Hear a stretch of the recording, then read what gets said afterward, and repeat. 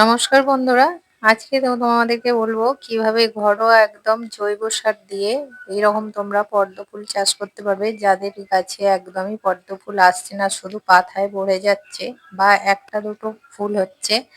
আজকের ভিডিওটা তাদের জন্য। আর এই একদমই সম্পূর্ণ জৈব, যেমনই আর খাবার বেশি লাগবে না, শুধু একটি মাত্র খাবার যেটা তোমরা হাতের সামনেই পেয়ে যাবে তোমাদের কাছে কোনো দোকান থেকে। আর সেই খাবারটি দিলে তোমাদের এরকম প্রচুর পরিমাণে কুঁড়ি আসবে। দেখতে পাচ্ছ এই ফুলটা ফুটবো ফুটবো হয়েছে, এখনো বাকি আছে। এত কুঁড়ি, গামলা ভরে গেছে, প্রতিটা গামলাতেই কুঁড়ি ভর্তি হয়ে গেছে।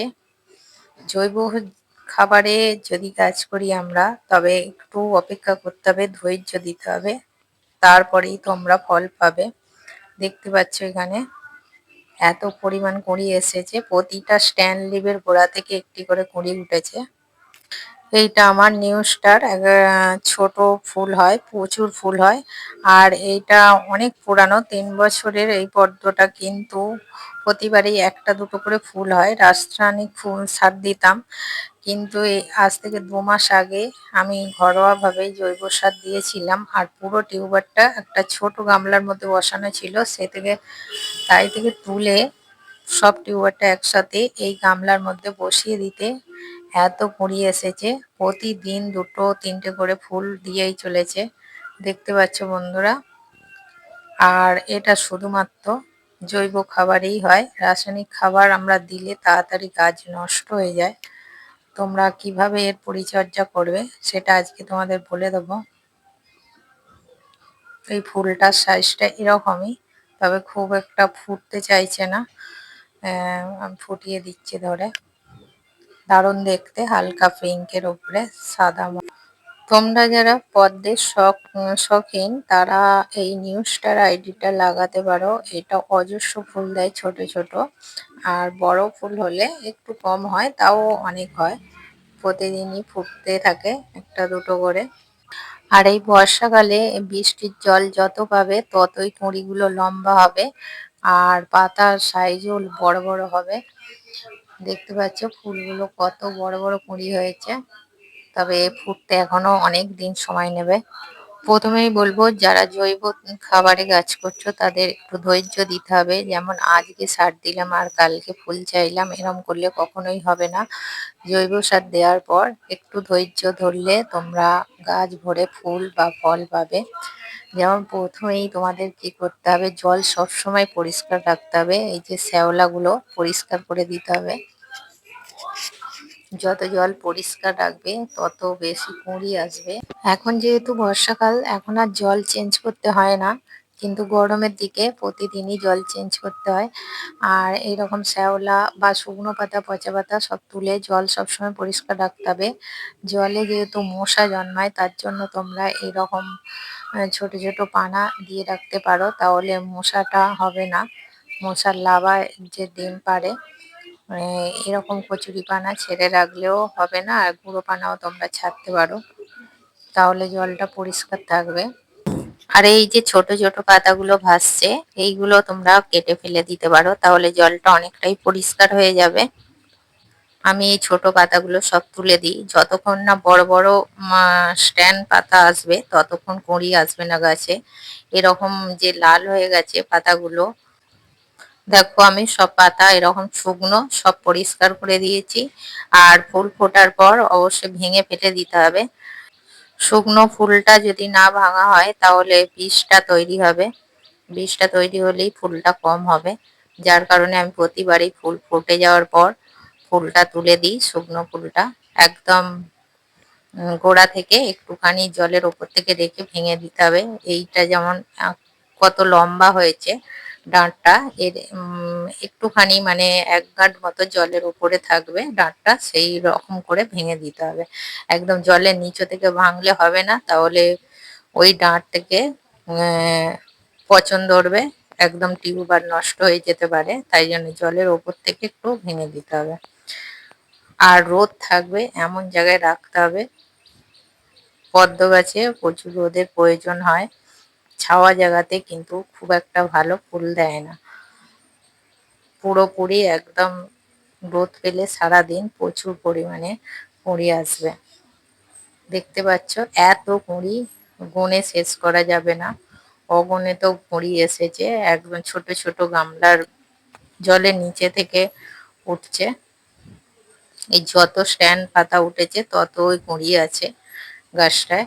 এই গামলাটা দেখো, এই গামলাটা যে পদ্মটা, এটা একটা ছোট্ট গামলায় বসানো ছিল, যে 30 টাকার গামলা, ওইরকম ছোট্ট গামলায় 2 বছর বসানো ছিল, তবে একটা দুটো করে কুঁড়ি আসতো।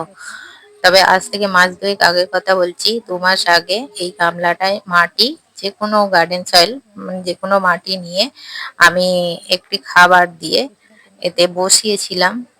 আগে যেমন আমি ভিডিও দিয়েছি, এর আগে আমার চ্যানেলে অনেক ভিডিও আছে, বসাবার সময় নিম খোল, হাড়ের গুঁড়ো, সিউইড, নানান রকম খাবার, গোবর সার সবকিছু দিয়ে বসাতাম। কিন্তু আজ ঠিক তার অন্য রকম একটি খাবার দিয়েছি, শুধু একটি মাত্রই খাবার দিয়েছি, আর 2 মাস হয়ে গেল, এত কুঁড়ি দিচ্ছে, এত ফুল ফুটছে। সেই খাবারটা আজকে তোমাদের বলে দেবো। এই যে দেখতে পাচ্ছ, এরম খোল, এক টুকরো খোল তোমরা যে কোনো দোকানে পেয়ে যাবে, সারের দোকানে বা তোমাদের কাছে মুদিখানার দোকানেও আমাদের এখানে বিক্রি হয়। তো এই খোলগুলোর দাম বেশি নয়, এরকম এক টুকরো 50 গ্রাম মতো হবে। এই যে গামলাটা, যেমন গামলাটায় মাটি রেডি করে আর এরকম এক টুকরো খোল আমি দিয়ে দিয়েছিলাম। এটা পচে যাবার পর আর 15 থেকে 20 দিনের মাথায় আমি টিউবারটা লাগিয়েছিলাম, আর কোনো রকম খাবার দিইনি। আর অন্য গামলাগুলো যেগুলো বসানো ছিল সেগুলোতেও এক টুকরো করে খোল এরম মাঝ বরাবর মাটিতে পুঁতে দিয়েছিলাম। আর তারই এতে এত কুঁড়ি আসছে গাছগুলোতে, প্রচুর পরিমাণে কুঁড়ি দিচ্ছে, শুধুমাত্র জৈব উপায়ে। আর এই সর্ষের খোলেতে এখনো পর্যন্ত কোনো খাবার দিইনি, 2 মাস হয়ে গেল, প্রচুর কুঁড়ি দিচ্ছে। এই কুঁড়িগুলো যে তোমরা দেখতে পাচ্ছ, এই কুঁড়িগুলো যাতে আর একটু বড় হয় আর ফুলের সাইজ ভালো হয় বা কালারটা ভালো হয়, ভালোভাবে ফুটবে, তার জন্য আজকে দুটি খাবার দেখিয়ে দেবো। এই 2 মাস বাদে আমি খাবারটা দেব। এইরকম ভাবে তোমরা খাবার দিতে পারো, তাহলে ফুলগুলো বড় হবে আর দেখতে ভালো লাগবে আর সঠিক রংটা হবে। এখানে আমি কাগজের টুকরো নিয়ে নিয়েছি, যে কোনো কাগজ তোমরা এইরকম নিয়ে নেবে, বা সুতির কাপড় তোমরা নিতে পারো।